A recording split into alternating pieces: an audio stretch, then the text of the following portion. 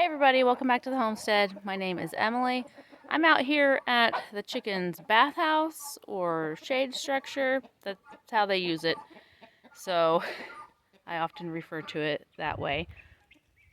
But we have a bit of a problem out here. My chickens are semi-free range, I suppose, or mostly free range.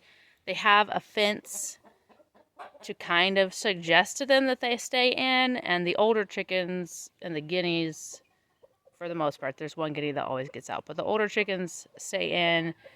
The roosters stay in, but a lot of the hens jump over or even just walk through the holes in the fence because they're big enough holes for that. And they started laying eggs in new and creative places. So over in this lean-to part that's off to the side, they were laying some eggs, and I didn't know it until the dog found them. It has a tarp over the front, and it's full of pine shavings, and which I keep forgetting about, and I need to just stop buying pine shavings at the store for a while and use these. But anyway, so inside there's a tarp covering the front, but it's ripped and has the hole in it, so the chickens were just going in there and laying some eggs. And then the dog found them, ate way more eggs than a dog should ever eat, and got sick all over my carpet. So that was a horrible morning. But I've since blocked the hole so that the dogs can't get in there. The chickens could jump over what I put there and lay eggs. I've just been... Thanks, Richard. I still check it every day to see if they're laying eggs. But there's another area off of this shed that I've been meaning to figure out how to check, because it's a little difficult to access. So we've got the shed opening here. That's the pine shaving area that they were laying eggs in. And this is like a little dog house or something. I don't know. I think maybe they were using it for a broody hen to hatch eggs at some point. But it's just this box that's latched up. What I really need to do is tear this thing out because it's rotten. The roof is caved in, and the dogs have torn a hole down there in the bottom, going after an animal or something. So I've been worried that the chickens might be going in there and laying eggs. Now inside of here there is a board, and it gives access into that, and I discovered this morning that it is not in fact attached, it just slides. And I found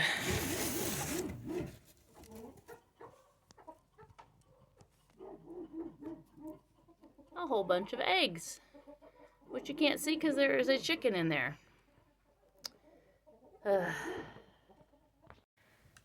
When I discovered it, I found a board that will work to cover it up.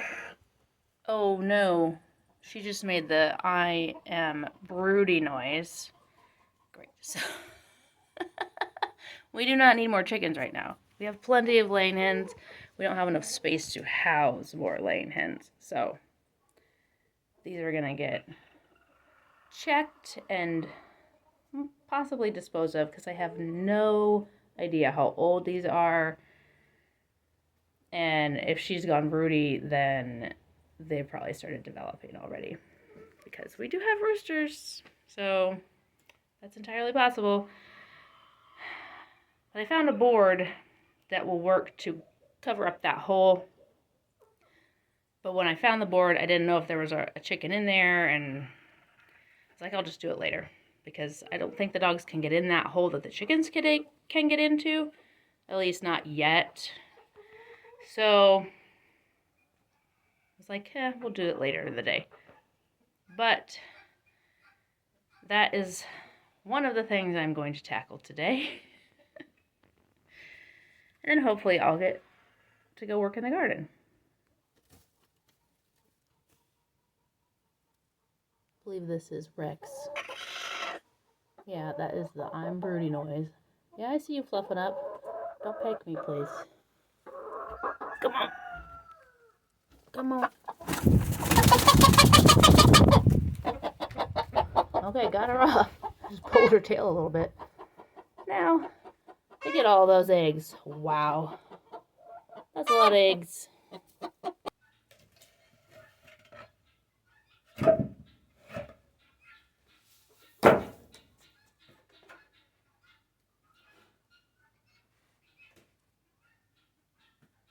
She's back. She's back on the nest. Get. Go. Thank you.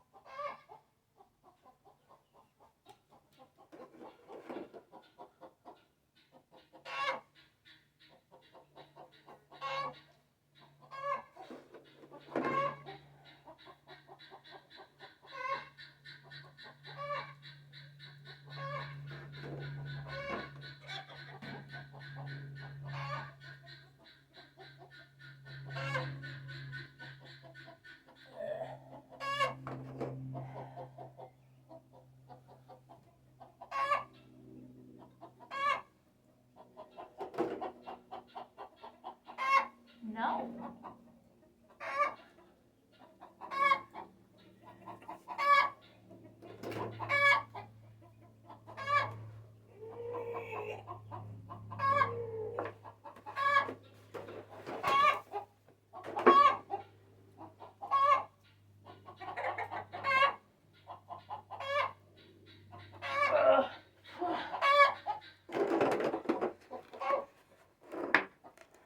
I lost count, but that's a lot of eggs.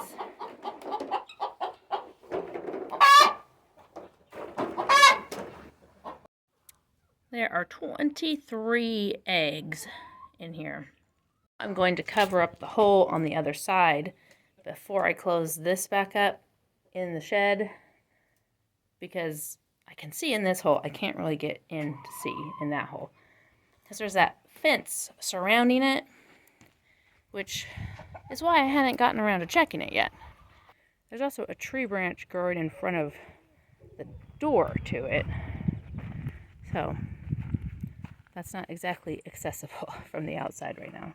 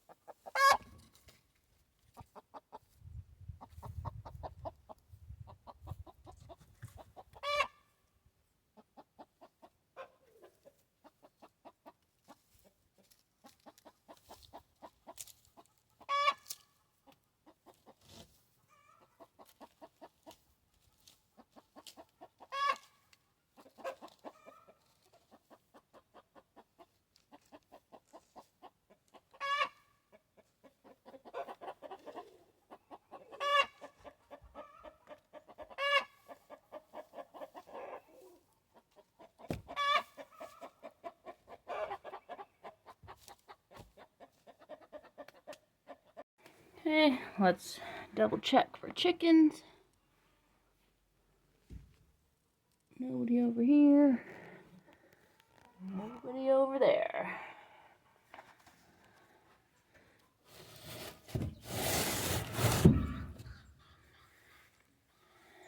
And done. Yes, I know that is so permanent over there, and it's going to do a great job. I really need to tear that thing down, so there's no point in getting screws and putting it in permanently, because that thing is not permanent. It should be good enough to keep the chickens out, and I'll check it every once in a while to make sure that that board hasn't fallen down. But the concept of that is fantastic, and maybe an idea I can use in the future, to have that sliding door and have the chickens being able to brood in there. And I don't think they're gonna knock that board down, but if they do, I'll just put it back up. But tearing that thing completely down is definitely not on my current to-do list. That is a future Emily project, because I have a lot of garden stuff that I need to get done. And we're gonna go plant some carrots.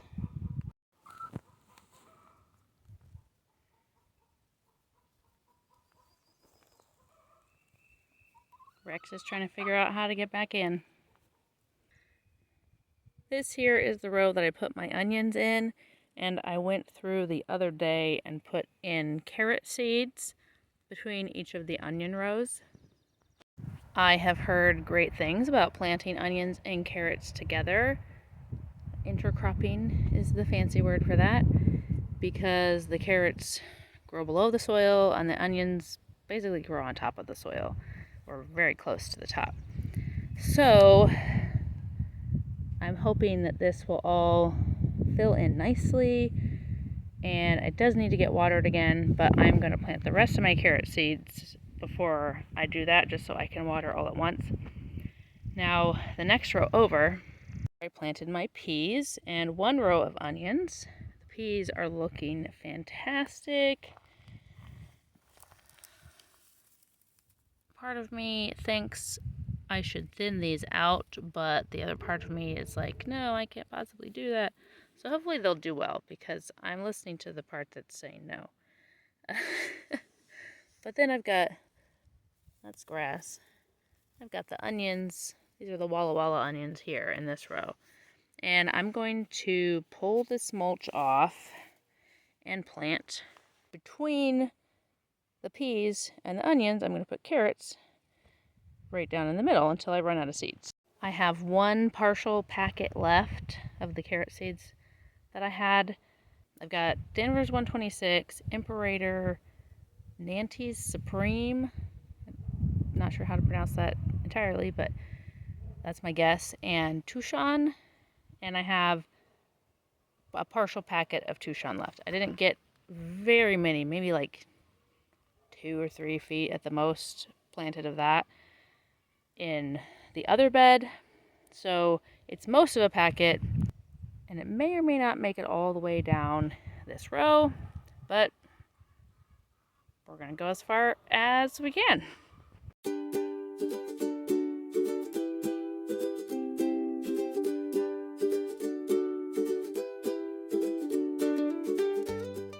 I am gonna use this piece of rebar just to drag a trench that I'm gonna drop the carrots into.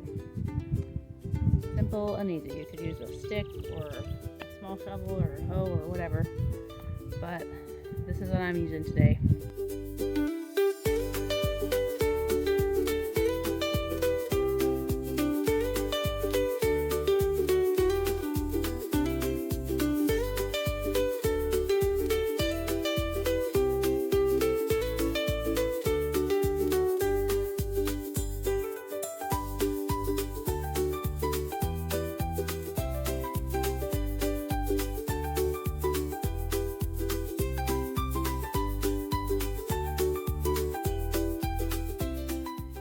I've got just a few seeds left, but I ran out of space in that trench that I had made, so I cleared away a little bit more mulch at the end of this bed.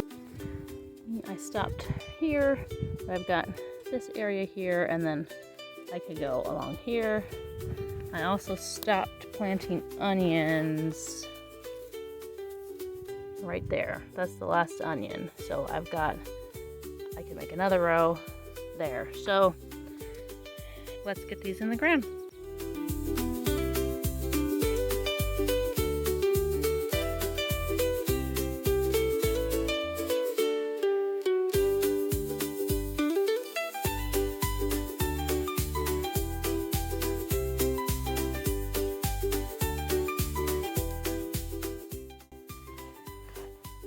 So I extended this row here, made a little row here. I went over here and found a bunch of ants, but went ahead and put 2 little short rows there. I still had seeds left, so I started here and made a 3rd row until I ran out of seeds. So finally, all the carrot seeds are planted. I'm gonna get them, well, they're down. They're not completely planted. I still need to cover them up with the dirt. And then I'm gonna get everything watered in and decide if I'm planting anything else today.